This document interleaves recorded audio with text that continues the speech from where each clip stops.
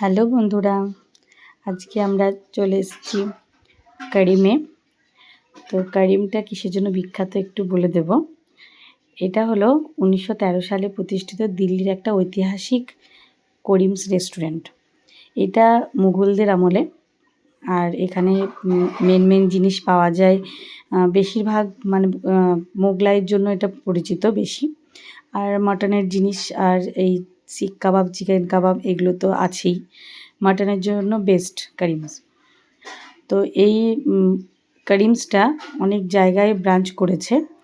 এটা অনেক পুরনো, 1913 সাল মানে বুঝতে পারছো কতটা পুরনো। তো ওখানে এটা হাজি করিমউদ্দিন বলে একজন ছিলেন, তো ওনার নাম অনুসারে এই করিমটা হয়েছে। তো এখানে একদম তার পারিবারিক রেসিপি ব্যবহার করেই, মানে শুনে এসেছি যে তার পারিবারিক রেসিপি ব্যবহার করেই করিমে তৈরি হয়। কিন্তু সেটা দিল্লিতে হতে পারে, এখানে না হতে পারে, এখানকার আমি জানি না। কিন্তু সেই হিসেবে আমরা দিল্লিতে তো যেতে পারবো না, তো আমরা সেখানে বহরমপুরে চলে এসেছি করিমে।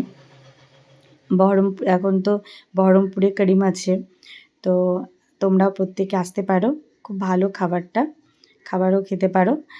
আর ব্রাঞ্চ তো আছে জানো, দিল্লির ব্রাঞ্চ সব কলকাতায়, বহরমপুরে। তো আমরাও সেরকমভাবেই চলে এসেছি।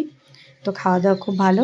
আমরা কিছু অর্ডার করেছি আজকে লাঞ্চের, তো সেই জন্য লাঞ্চেরই কিছু খাবার ডিশ অর্ডার দিয়েছি।